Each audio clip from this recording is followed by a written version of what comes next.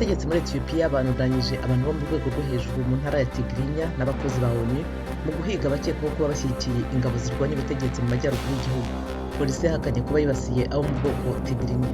Muri Nigeria mu ntara ya Kano hafunguwe ikigo cya mbere cyigenga cyita ku bagizwe imbata n'ibiyobyabwenge. Ni mu gihe iyo ntara ibarwamo abantu biyongera bafite ibibazo byo mu mutwe byaturutse ku biyobyabwenge. Abategetsi mu majyaruguru ya Nigeria bari barafunze ibigo ngororamuco babishinja guhohotera abana. Frederick William de Klerk, umuzungu wa nyuma wabaye perezida wa Afurika y'Epfo, yitabye Imana ku myaka 85 nyuma yo guhangana n'uburwayi bwa kanseri. Byatangajwe na fondasiyo ye uyu munsi ku wa kane. Urugaga rwa politiki rw'abasivili muri Sudani rwashoje imishyikirano n'igisirikare. Umuvugizi warwo yavuze ko rwamaganye kudeta yabaye mu kwezi kwa 10 kandi ko rwumvikanishije ko rushyigikiye minisitiri w'intebe Abdullah Hamdok. Naho ambasaderi w'Ubushinwa aho muri Sudani Ma Jingmin ejo kuwa gatatu yabonanye n'umujenerali uyoboye ingabo z'igihugu Abdel Fattah al-Burhan.